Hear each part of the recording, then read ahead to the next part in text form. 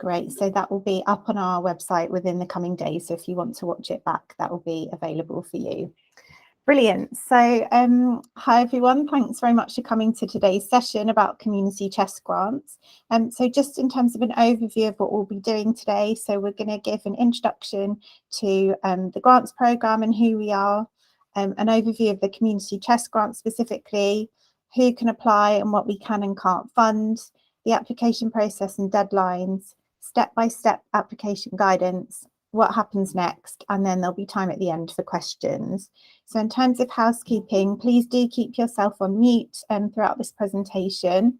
As a reminder, the meeting will be recorded and the recording will be available on our website. So if you don't wish to be seen, please do keep your camera off. A copy of the slides will be shared after the event, so you'll receive an email from Eventbrite with a link to those. And if you have any questions during the session, please save these to the end, or you can put them in the chat and we'll try and answer them as quickly as possible as we go along. So I hope that is all clear for today's session. So just some key terms that we're going to be referring to today. So VCS means voluntary and community sector. So we might refer to organisation or group interchangeably. That's basically the people that are putting the application together and are running this project that they've applied for. We might talk about grant agreements. So that's the legally binding agreement that all grantees have to sign in order to get their funds. And we also might talk about requests. So that basically means your request for funding. So we might use that interchangeably with project or application. So just very quick introductions to the team. So my name's Lisa, I'm the Grants and Investment Manager. And Tom, do you want to introduce yourself? Yeah, I'm Tom Shaw. I'm Senior Grants and Investment Officer in the team. Thanks, Tom. We also have Sue and Moya in the team, who you may speak to at some point over the course of your application or grant. And we also have Claire, who's the strategic lead for relationships with the voluntary and community sector. And we're also really pleased to be joined by Alex from Public Health today. Alex, did you want to say a quick hello? Yeah, thanks, Lisa. Hi, everyone. I'm Alex Pistano. I'm from City and Hackney Public Health, and I'm supporting the Healthier Hackney grants. Nice to meet you all. Thanks so much, Alex. So Tom's going to give a little bit of an overview of the grants programme now. Hi, everyone. Thanks, Lisa. The Council's new strategic plan has provided for our overall grant programme priorities. This has been updated this year, just to go along with the update with the strategic plan for the Council. The new grant programme priorities are as below. So promoting prosperity and well-being with targeted positive action when needed, and building strong cohesive communities that are part of the solution. This table gives an overview of the grants programme open for applications this year. It will be discussed in further detail shortly, but in terms of an overview, we have our project grants programme, which are separate strands for Children and Young People's Fund as last year, and new for this year are Healthier Hackney grants. The funding amounts vary per strand, but generally grants of up to £20,000 are available. As with last year's programme, organisations will have to have an annual income of between 10,000 to 1 million in order to apply for these grants. There will be one round of funding, which is open now with grants awarded from April 2023. The information for the sessions for these programmes took place earlier this week, and the recordings will be on our website in the next few days. Our community chest programme, which is what we're here for today, will remain similar to previous years, and we will continue to have 4 rounds of funding. Organisations must have an income of less than 10,000 to apply. This is so that we can focus on ensuring that the community chest grants reach the grassroots groups who the funding is intended to support. There will also be a new Healthier Hackney element for the community chest grants this year. The last one on our open schemes is a community infrastructure programme. This was launched last year, and there are already 20 organisations which are funded through this programme. This year's fund will be limited as we're only able to fund around 5 more organisations. The grants for these are larger and up to £19,800. And there will be a 2-stage application process consisting of an application form, which is open now, and an interview. The information session for this will be on Monday, the 20th of February, and you can sign up through Eventbrite as you signed up for this today. This table outlines our closed schemes, which are not currently open for applications. Our specialist grants programme is a programme to support key organisations within the borough. We're continuing to review this programme and how it aligns with our wider approach to supporting the VTS. Our social welfare advice grants are funding for advice services in the borough, which have been further stretched during the cost of living crisis.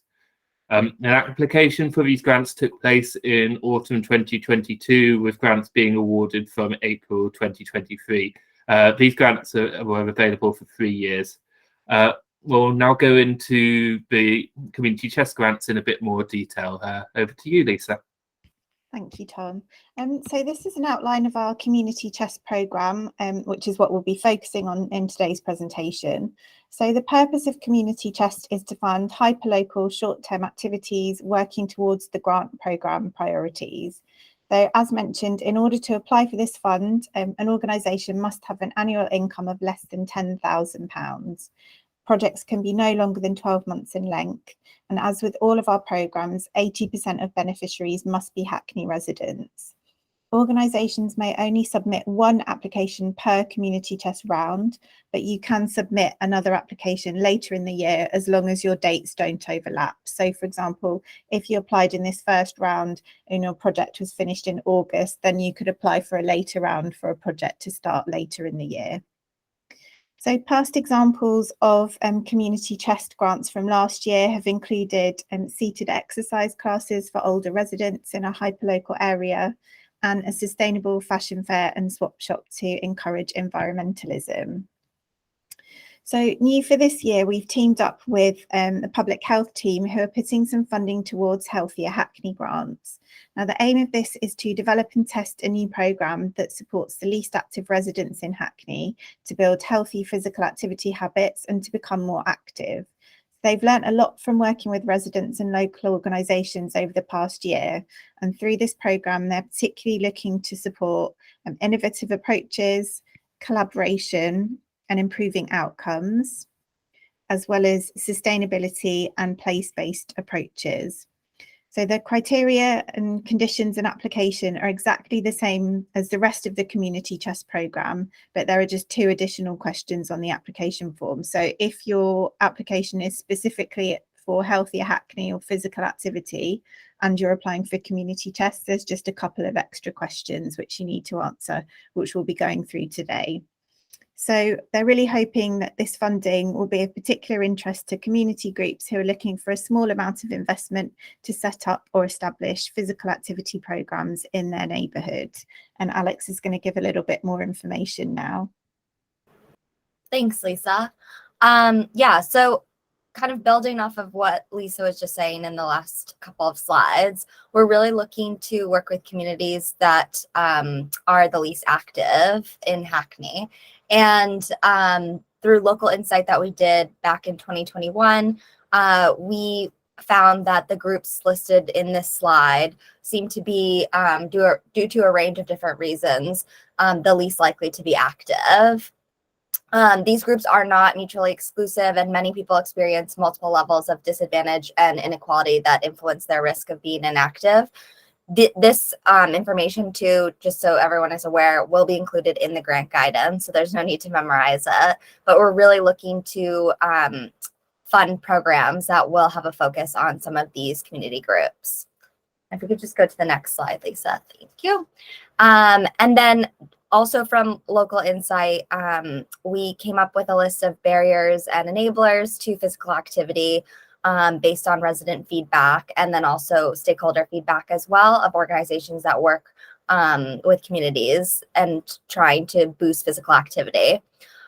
So with these grant programs too, and with the program itself, we're really looking to try and address some of these barriers and continue to get people more active, and then also just make sure that we're addressing those who are the least active in the communities to get them to also be able to participate in more physical activity. Thank you so much. Excellent. Thanks very much, Alex. So our general eligibility criteria is as follows.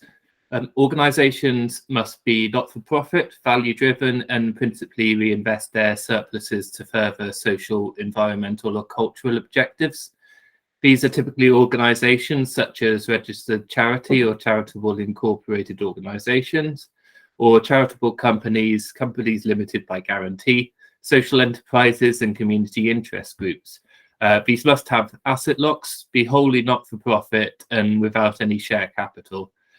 Structured groups of residents can also apply for our community chest grants only. As with all our programs, private businesses and individuals are not eligible to apply for grant funding from this program. At least 80% of the people benefiting from a funding request must be a Hackney resident, and applications must align with the program guidance for the scheme they're applying for, including start and end dates and annual income criteria. If applicants who have received a grant through this program in previous years have failed to fulfill the funding requirements of the previous grant, including things like return of required monitoring forms, they may not be eligible to apply for a grant this year. In addition to the general eligibility outlined, organisations will also need to provide a number of documents with their application, which will be used to conduct our due diligence checks. This varies slightly depending on the type of organisation, and also if you're a structured group of residents applying for the community chest programme. Generally, organisations must provide be registered with articles and/or a constitution that clearly defines their aims and objectives. Must have an organisational bank account.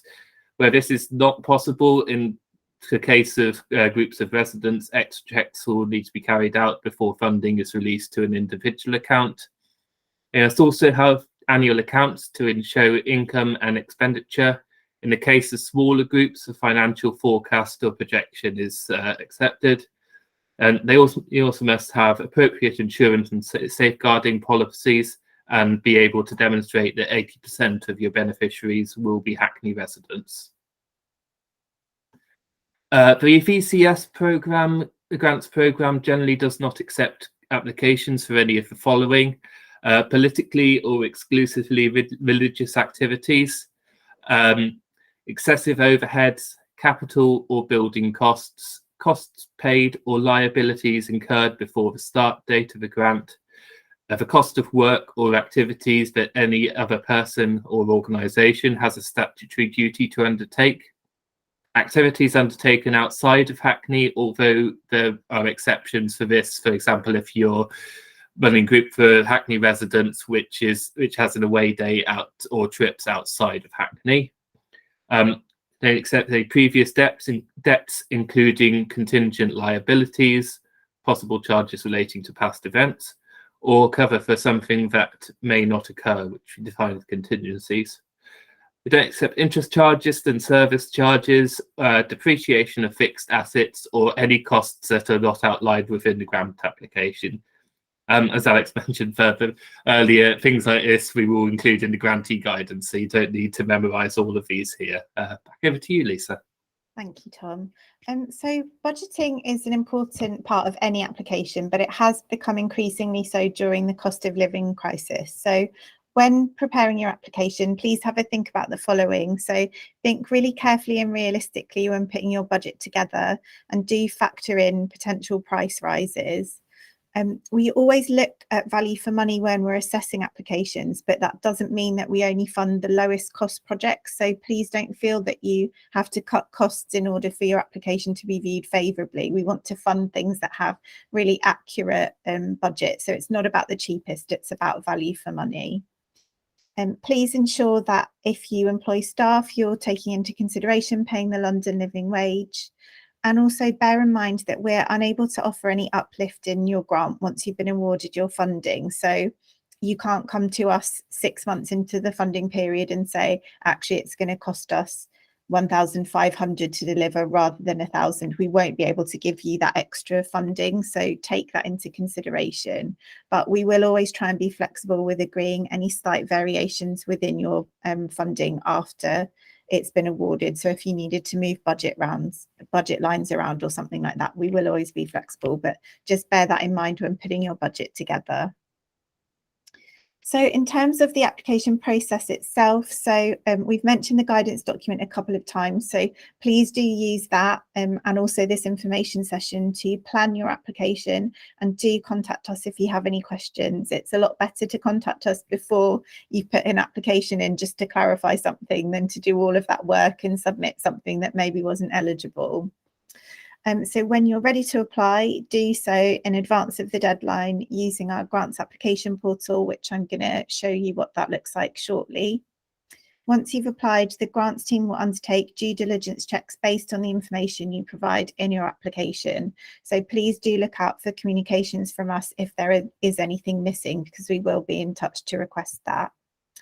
So volunteers from within the council and the local VCS will conduct an assessment of your application, which we're going to talk about below, and they'll make recommendations. So all assessors will meet at a grants panel to discuss applications comparatively, and they'll take into account contextual information and key needs within the borough. So they'll make their decisions at the panel, and these will then be signed off by senior officers at the council. After the grants panel, grants officers may contact you to ask some clarifying questions on parts of your application that assessors were unclear about or wanted some more information on. So please ensure that you respond to any questions in advance of the deadline, as these will affect whether we can or can't fund you. So that's really important to look out for our communications about that. So once all of that's done, you'll be notified of the outcome of your application as soon as possible. We always offer verbal feedback to unsuccessful applicants, and we really encourage you to take us up on that, especially if you'd like to apply for a future round of funding, because that can be really, really helpful for you. And successful applicants will be issued with a grant agreement and can then commence delivery of their grant. So more information about the process of being a grant holder can be found on the grantee guidance document on our website. So Tom's going to talk through some key deadlines now.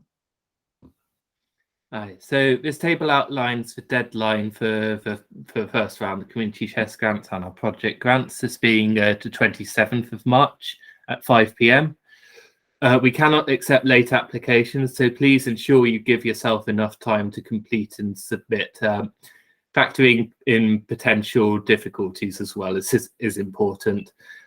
We'd aim to let applicants know the outcome of their application on the week commencing the 1st of May 2023. As Lisa said in previous slide, if you are having issues or have any questions, it's best to get any questions in before that deadline, because if it comes after the deadline, we can't accept anything. For the community test, there'll be further deadlines in July, October, and January next year. Back over to you, Lisa. Thank you, Tom. So in a second, I'm going to be going to visit the online form to show you what that looks like and just talk you through a couple of key questions. But just as a reminder, so you can access the application form on our website, so you can find this link on there.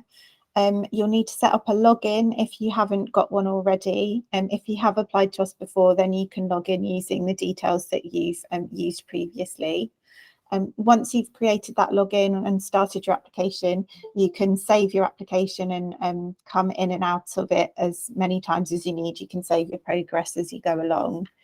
We do strongly advise that you keep a copy of your answers on some kind of offline document and copy and paste that into the application form itself. And that's just because if there are any technical difficulties, like your Wi-Fi cuts out or something like that, you could lose your work and there's no way that we can recover that from the system. So it's always just helpful to have an offline copy. So to help you with that, you might want to just download a copy of the guidance document and use the step-by-step application guidance to copy and paste your answers from, or something like that.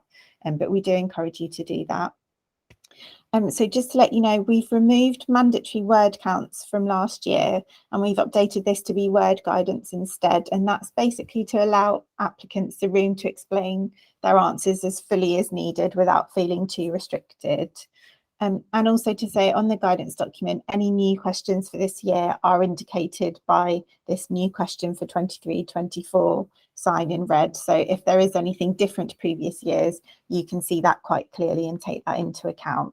So I'm going to try and log on to the system now. Let's see if it's actually worked. Perfect. So when you click on the link to access your application, it's going to take you to a page like this. So this is the eligibility quiz.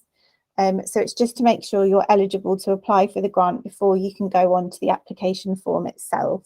So for Community Chest, you're eligible to apply for this grant if your organisation has an annual income of less than £10,000 and you're applying for a grant of less than £1,000. So yes. Organisation operates on an entirely not-for-profit basis. Yes.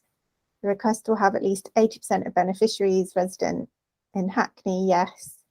And you'll need to upload the following due diligence documentation. Yes. And finally, your project will start this financial year. Yes. So just to say, if you tick no to any of those, it will not allow you to progress to the application form. So if you're not eligible, it won't let you apply, basically, because it's a waste of your time and a waste of ours. So once you're ready, you can press submit and it will take you to the application form itself. So Marcella, can this wait till the end, or is it something you want to ask now? Great, thank you. Great, so this is what the application form looks like. So if you've applied to us before, it's exactly the same, but you'll see here there's kind of some instructions. At the top, there's things like links if you need to email us or for the guidance document or anything like that. You can also navigate through the different parts of the application. So, for example, this bit is where you put the information about your project. This bit is where you'd put information about your budget and so on. So this is essentially what the application looks like. So as I said, you can write your application, save it, come back to it another time. Once you've submitted it, you'll also be sent a copy of the application via email as well. So what I'm going to do now is go back to the presentation, and we're actually going to talk you through the specific application questions on the application and give you some guidance on each of those. But hopefully that's given you a bit of a flavour of what the application portal looks like. So section 1 of the application is all about your organisation. So it's not scored, but it provides really helpful information for the assessors to know more about your organisation and background. So it asks things about your key registration details, address, contact details, things like that, and also takes information about the organisational leadership and things like that. So that's really important to give assessors a good idea of who your organisation is. So question 1.8 is a new question this year, which allows you to expand on question 1.7, which does ask about your organisational leadership and if you're led by any specific groups. So by asking this question, we basically aim to prioritise organisations who are led by people with lived experience of the issues their beneficiaries face. So we know this isn't always possible, and where it's not possible, we want organisations to show they have an active commitment to involving beneficiaries in the design and delivery of their services. The question 1.9 asks what your organisation does, and filling this in clearly gives assessors a good grasp of who you are as an organisation. And when I say organisation, that means if you're a group of residents as well. So if you're a group of residents who have come together for a specific purpose, this is your opportunity to tell us, this is who we are, this is why we want to do this. So it's really important to give a bit of background and context. So Tom's going to just give an overview of the next section now. Thanks, Lisa. Section 2 is probably the most important part of the application, as it's the bulk of what you want the funding for. We don't mark your application on spelling and grammar, but we do need to be able to understand what you're saying. and want you to be clear, use bullet points if you want, or ask someone who doesn't know so much about your project to read through to see if they understand what you're asking for. We'll always be proportionate in our assessment. This means the more you're asking for, the more detail we're expecting you to go into. And as Lisa said earlier, for this section and others, we've removed the word counts and given word guidance instead. It's important, however, to stick to your point when answering these questions and only include the details which you feel are relevant to your project. Back over to you, Lisa. Thank you, Tom. So for the questions in section 2, so question 2.1 is a project summary. So that's essentially the title of your project. Question 2.2 is where the project will be delivered. So if you applied to us in previous years, you'll know this was a field to kind of put an address or a postcode. What we've done now is we've put this as a tick box of the different wards within Hackney, so that you can select where exactly in the borough your activity will be taking place. If it's taking place outside the borough, so for example it's a trip, there's a space to tick not in Hackney there, and obviously you can explain that elsewhere in your application. If your project is taking place in multiple locations, so say for example you're delivering something in 3 different community centres, then you can tick multiple wards as well. So that's there to just help you articulate where your project will be taking place, and then that helps us to understand where our funding is going around the borough. So 2.3 is start and end dates. So just a reminder that projects have to start this financial year and can be a maximum of 12 months in total. And 2.4 is how many beneficiaries you aim to target with this project. So we just want to know an overall figure of how many people you're going to be working with. So the next question is really important, as it asks you to choose which grant priority your project is working towards. So these are the 2 grants priorities that we talked about earlier in the presentation that come from Hackney Council's strategic plan. So you need to make sure you include what your project will achieve and how it fits in with this priority, how you're going to achieve it and how it will be delivered, who will benefit and why. So just when thinking about answering this question, make sure you think about each of these bullet points. So what, how, who, why, when you're writing your answer, and just make sure you're as clear as possible. So if you, like, a good tip that I think Tom mentioned before is if you get someone who isn't really familiar with your application to have a read through it, that's really good, because if they don't understand what you're saying, chances are assessors won't either. So just make sure you're doing that and linking it really clearly to your chosen priority as well, so that there's a really key golden thread throughout your application and we can understand what you're applying for. So Tom's going to talk a bit more about these priorities and some previous examples now. Thanks, Lisa. So for your application, it's best to think about how your idea fits into one of the grant programme priorities and choose accordingly. Some examples from previous years include a project to support adults experiencing food poverty to cook and make healthy choices, which fit well into priority number 1. And for priority 2, an intergenerational mentoring scheme that links well to building positive relationships between different groups. Some projects may feel that they contribute to both. This is completely fine, and you can reference this in your answer, but remember, when you're applying, it's best to align strongly and clearly with one of the priorities than to try and cover both vaguely. This is how the assessors will be looking at your answers to determine the success. Assessors will give a rating to each section and then an overall rating to your application based on this. For example, if an assessor rates this section as good, they will note what was missing if it wasn't cleared up in another section and discuss this at panel in comparison to other applications. This question is optional and is just for those who are wishing to apply for healthier Hackney funding. Please tick the box if you are, and otherwise leave blank and move on to question 2.8. Back over to you, Lisa.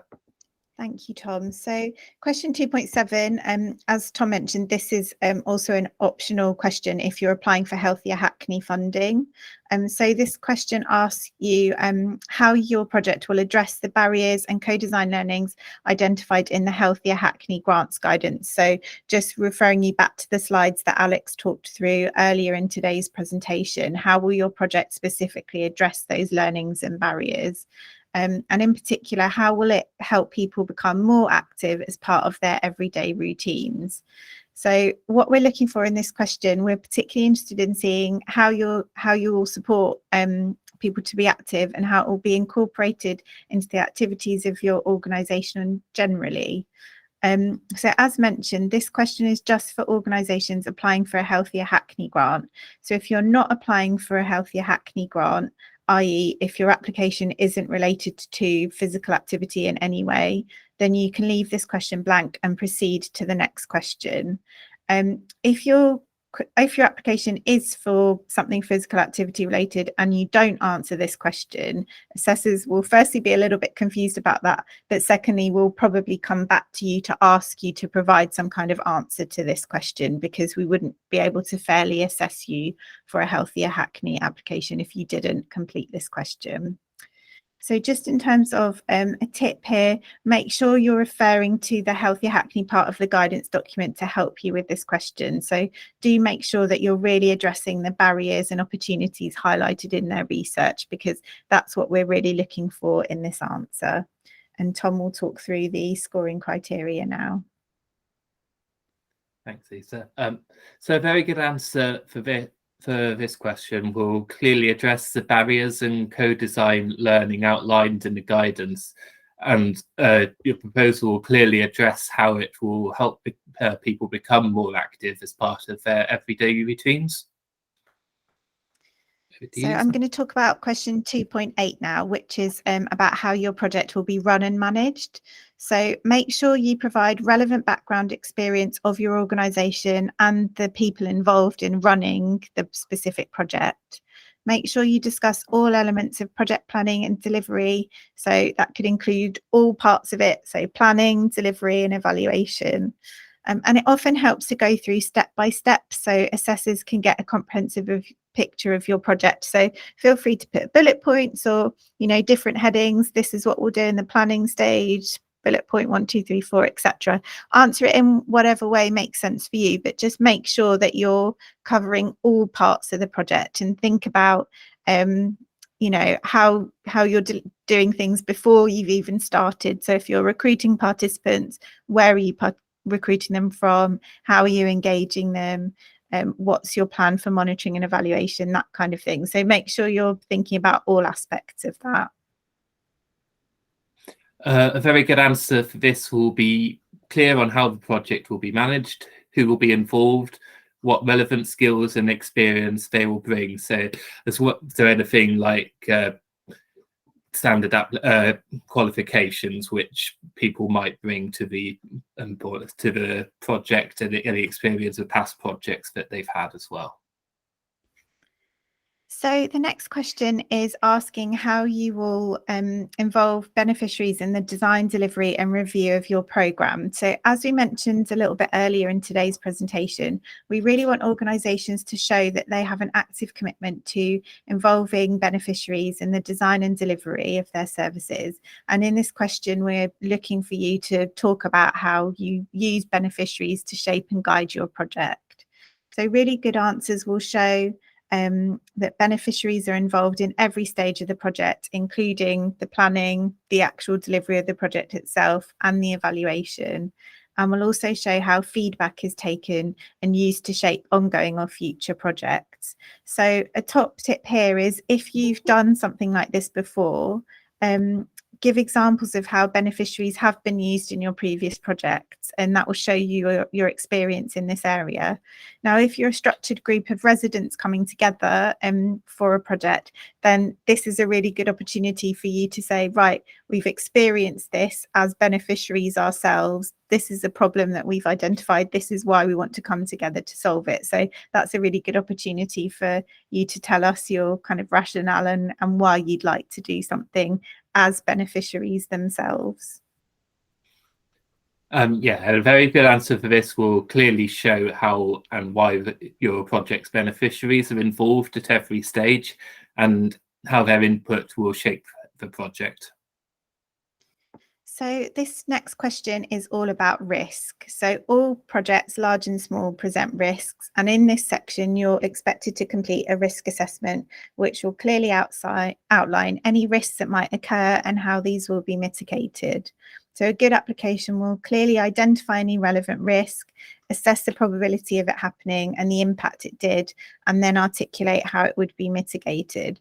So this will obviously look different for every project and will be assessed as such by assessors, but just make sure that you are really thinking about all risks, because any project, even if you think it doesn't have any risks, it definitely will. So come to this question expecting that you're going to have to identify as many risks as possible, really, so that we know you're covering all bases. Now, it's really important to never be subtle or imply things about risk. Always be very, very explicit. And especially if your project is working with children or vulnerable people, you should always be referencing safeguarding in your risk section.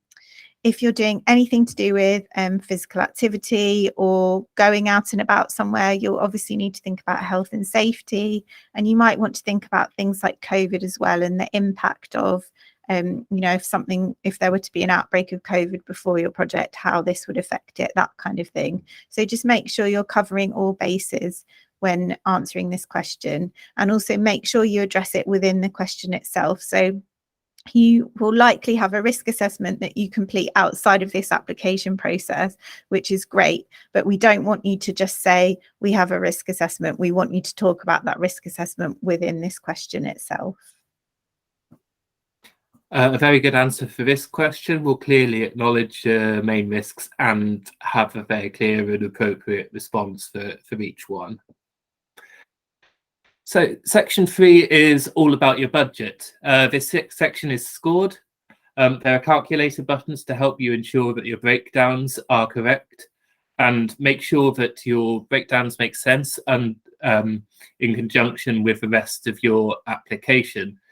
If you start talking about items in your budget that you've not discussed previously in your application, then assessors will be confused. And as with that, you'll also, if you do it the other way around, they'll also be confused if you start mentioning things now which you haven't done. Back over to you, Lisa. Thanks, Tom. So question 3.1 is asking us how much you're requesting for your project. So up to £1,000 basically. 3.2 is an optional question, and you only need to complete this if you're asking us to part fund your project. So for example, if your whole project costs £2,000 and you're asking £1,000 from us and the remainder from another funder, then you can indicate that in 3.2, and there's space further in this section to discuss that in more detail, to tell us who that funder is, if the funding's secured, etc. So 3.3 is your budget table, and this is really important as it tells us how you've costed your project and what you're spending on.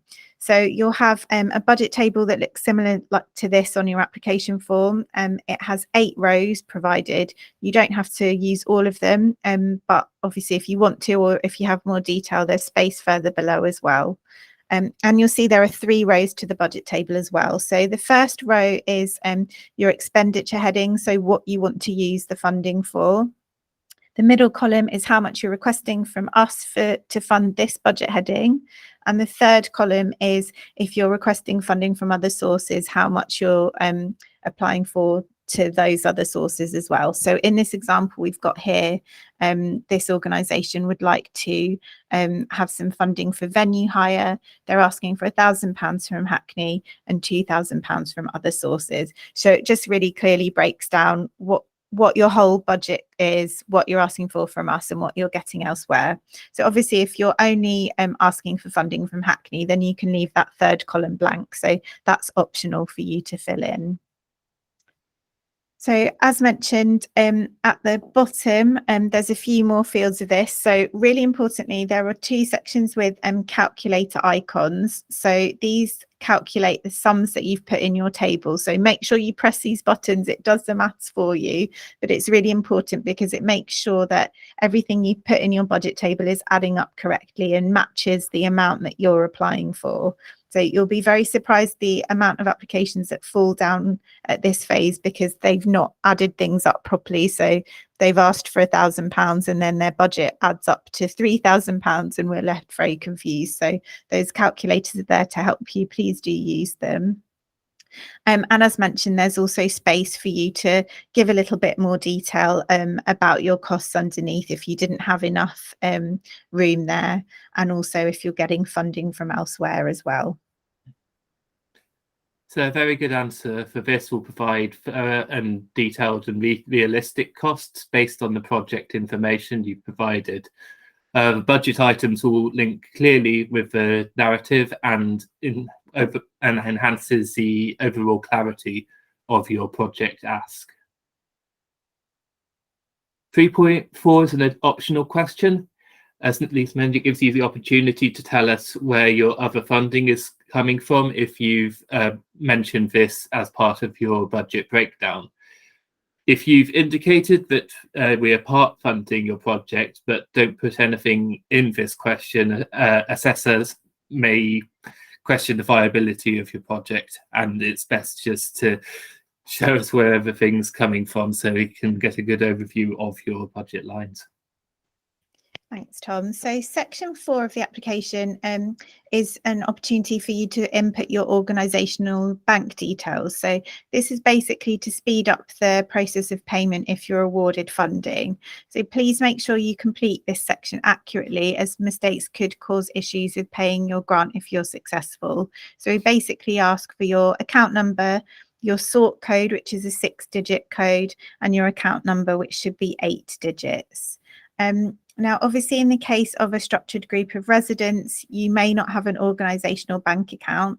That's fine. If this is the case, please include the bank details of one of your committee members who the grant will be paid to, or it could be a host organisation. So you might be working in collaboration with a registered organisation who could hold the funds for you. So you could put those details there instead. If your grant is to be paid into a personal account, we will ask for more information before issuing your grant. So it's not a problem, but we'll just do some extra checks and balances to make sure that you have the appropriate sign off in place for spending any funding and that kind of thing. But it's definitely doable. We've done it lots of times before. So don't let it put you off if you're a group of residents but you don't have an organisational bank account. We can still make it work. We just need a couple of extra bits from you. So the next section is the attachments. This section isn't scored, but it's important to upload the due diligence documentation with your application, as this is all checked by the grants team to ensure that you're eligible to apply. If you upload anything, or if you've got any concerns about documents, we generally will be come back to clarify things with you. So it's always best to make sure you check your inbox just in case there's anything in there before we go on to panel stages. The exact documents need vary slightly between grant schemes, but generally you must attach your official governing document, your equality and diversity policy, your health and safety policy, your most recent set of audited and externally verified annual accounts, a recent redacted bank statement, which should match with the information you put in the previous section, certificates of insurance, and where applicable, safeguarding children or vulnerable adults policy. When uploading this, make sure that you click the upload button after each document in order to attach them properly. The last part of the form is the declaration. You must tick to confirm that you're authorised to submit the application, that the information you've provided in this is correct, and that you understand the condition of the grant should you be successful. You must include your name and position at this stage. If you're not already signed up to our newsletter and would like to be, please click 6.2 and we'll add you to your mailing list, to our mailing list.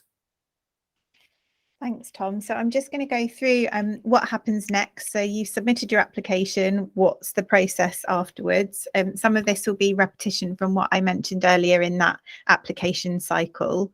But just to say, we do always receive more applications than we're able to fund. So it's really difficult for assessors to make decisions because we're always oversubscribed. But do bear that in mind when you're submitting an application. So as mentioned, your application will undergo eligibility and due diligence checks from the grants team and will then be assessed by volunteer assessors from the council and the voluntary and community sector. So all of our assessors are trained and given guidance documents to support them make fair assessment of your application using the scoring criteria that we've gone through today. So we're currently recruiting volunteers, and if you'd be interested in volunteering to assess applications, then please do get in touch with us. Further information about this was recently sent out in our newsletter, but you can contact us if you haven't received that and you'd be interested. It's actually a really good way to understand what funders are looking for and to gain real insight into the other side of the funding world. So we found people have found it really helpful to help them with their future applications by taking part.